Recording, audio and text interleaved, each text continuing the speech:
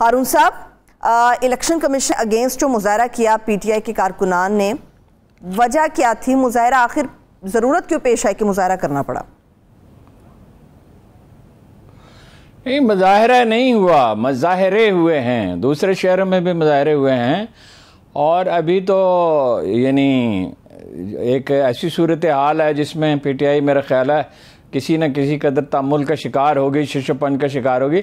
लेकिन जैसे क्लैरिटी आती जाएगी जो नई सूरत हाल पैदा हुई है कि ये डिटर्मिंड हैं हुकूमती इत्तेहाद इस पे, और जो भी उनके हवारी हैं, मददगार हैं, सरपरस्त हैं, और जो भी मीडिया में उनके हलीफ हैं मसलन, या कारोबारी तबकात में हैं जिनके मफादात उनके साथ वाबस्ता हैं या कोई जो उम्मीदें रख सकते हैं उनसे, तो वो जैसे जैसे वो दबाव बढ़ाएंगे, ये तो फैसला हो गया बिल्कुल अब वाज़ेह है कि भाई इमरान खान की सियासत को ख़त्म कर दिया जाए। मौलाना फजलुर रहमान के बयानात जिन्हें हमने पूरी तरह संजीदगी से नहीं लिया था, वही असल स्पोक्समैन है। अब ये वाज़ेह है उनका नवाज शरीफ साहब से रब्ता है। मौलाना फजलुर रहमान और नवाज शरीफ अब स्ट्रेटजी बना रहे हैं, जरदारी साहब नहीं। तो ये फैसला हो गया कि उनको निकालना है, इसलिए कि वो खौफजदा हैं कि ये आदमी रहता है पॉलिटिक्स में और पीटीआई रहती है तो उनका कोई मुस्तकबिल नहीं है। और सिर्फ मुस्तकबिल नहीं है, ज़ाहिर है वो मुकदमात कायम होंगे मनी लॉन्ड्रिंग के, शहबाज शरीफ साहब पे है और उनके साहबजादे पे है, जरदारी साहब के जाली खातों के होंगे। तो ये बस आखिरी मार्का शुरू हो गया है, आगाज़ है। जैसे इमरान खान ने कहा, ये आगाज़ है। इसमें या तो वो इसमें कामयाब रहेंगे कि भाई इमरान खान को निकाल दें पॉलिटिक्स से, और बल्कि पीटीआई को निकाल दें। पीटीआई है तो अगर इमरान खान नहीं भी हैं, फर्ज कीजिए उन पर पाबंदी भी लग जाती है, तो पार्टी तो उनके साथ है ना, कारकुन तो उनके साथ हैं। वो फेस तो वो जो अमाना गुजर गया, वो अहद ख़त्म हो गया। जो एक वक्त था कि वो मुमकिन है उनको हटाया जाता तो डिप्रेशन हो जाता, अब तो उनके लोग बड़े जोश जज्बे में हैं। तो वो बड़ी इसकी डट के मज़ामत करेंगे।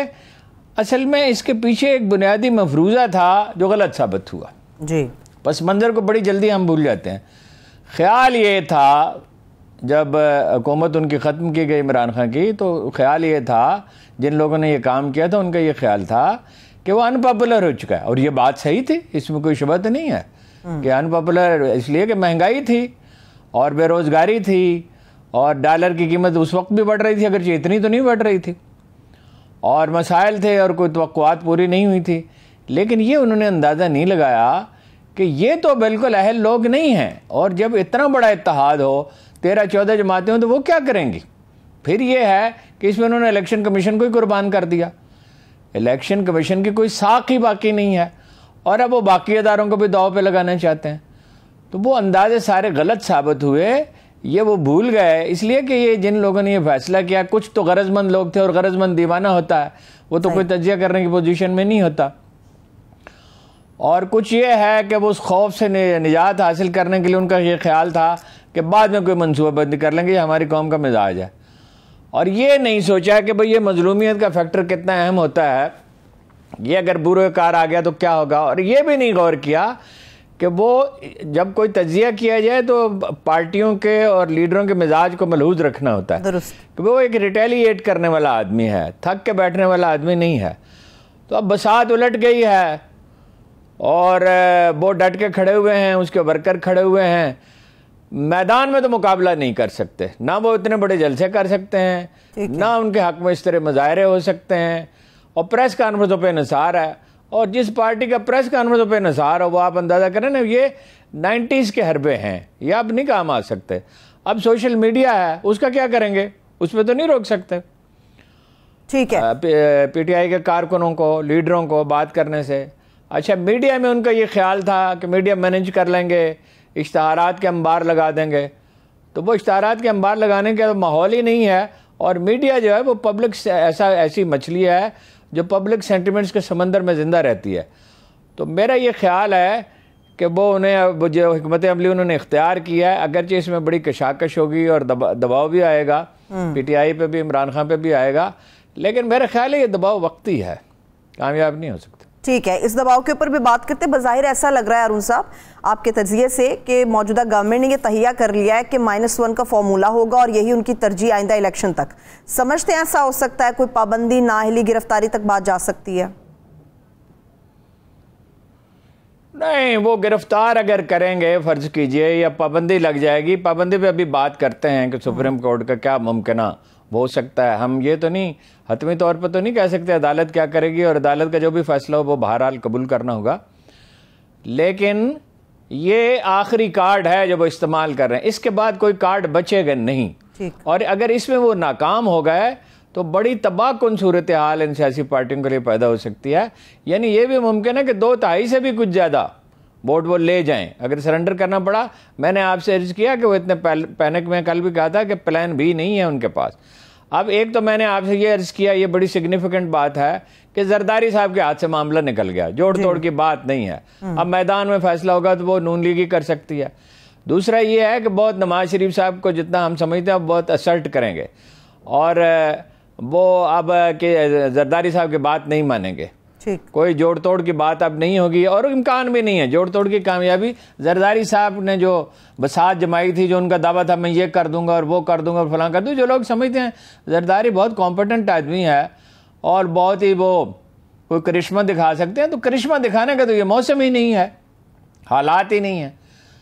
तो वो जरदारी साहब ने काफ लीग को तबाह कर दिया, जितना डैमेज कर सकते थे कर दिया। वो तो लोग इकट्ठे रहे, उनकी सर्वाइवल की इंस्टिंक्ट बुरुकार आई, वरना यह है कि वो तो उसको बिल्कुल ही तबाही कर ख़त्म ही कर देते। अगर वो 2 हिस्सों में बढ़ जाती, 40% एक जगह होते, 60% एक जगह होते, तो वो तो बिल्कुल तबाह हो जाती। इसी तरह नून लीग का उन्होंने एक पॉपुलर पार्टी से निस्बतन कम पॉपुलर पार्टी बना दिया, इसलिए कि जो बयानियाँ वो लेके चले वो तो लोगों ने उसे कबूल नहीं किया, और इमरान खान की हमायत हर रोज़ बढ़ रही है।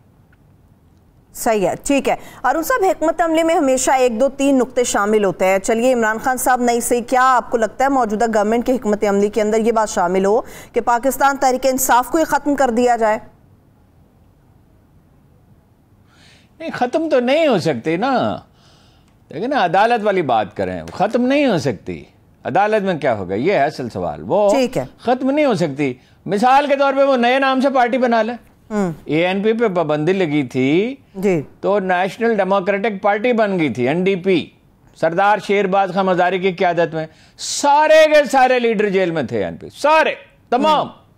यानी हबीब जालब को भी पकड़ लिया। वो बेचारा शाम अपनी गुजारता था, दोस्तों में शायरी करता था, वो कोई पॉलिटिकल लीडर तो नहीं था, ना उसका मिजाज था। वो तो अगर जलसा हो तो वहाँ नज़्म पढ़ दे, अखबार में तो छप नहीं सकती थी, सेंसर था उस वक्त, बड़ा सख्त दबाव था, सेंसर तो नहीं था, दबाव था बड़ा सख्त मीडिया पे।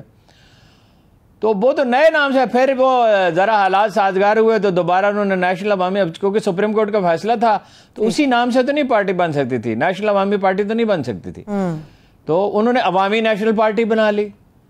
तो वो इस तरह सियासी पार्टियां, इस पर तो बिल्कुल इत्तफाक राय पाया जाता है कि सियासी पार्टियां इस तरह ख़त्म नहीं हो सकती। ANP तो निस्बतन बहुत छोटी पार्टी थी ना, यानी कभी भी उनके वोट 3-4% बहुत अच्छे साजगार हालात हों। जब बलूचिस्तान उनके साथ था, बलूचिस्तान तो फिर उन्हें छोड़ गया, बलूचिस्तान के लीडर तो बिल्कुल अलग थलग हो गए, उन्होंने अपनी छोटी छोटी जमातें बना ली। उस वक्त भी नहीं, उसमें कामयाबी नहीं हो सकी। तो जिस पार्टी के कोई 45-46% से 55% के दरमियान वोट है, वो कैसे खत्म हो सकता? सही है, ठीक है। आप सुप्रीम कोर्ट के हवाले से बात कर रहे हैं, चलिए इस पे बात कर लेते हैं। तकरीबन 2 से 3 दिन के वक्त के बाद वो कह रहे हैं डिक्लेरेशन जो है वो तैयार किया जाएगा, सुप्रीम कोर्ट ऑफ पाकिस्तान में भेज दिया जाएगा। मुमकिना तौर पर क्या चीज सामने आ सकती है अदालत में मामला जाने के बाद? देखिए, मेरा अंदाज़ा ये है, ज़्यादा से ज़्यादा जो हो सकता है वो ये हो सकता है कि वो इलेक्शन कमीशन को वापस भेज दें। और अब इलेक्शन कमीशन का मसला ये है कि उसने अपनी जो उसकी कुव्वत थी वो ख़त्म कर दी, तहलील कर दी है।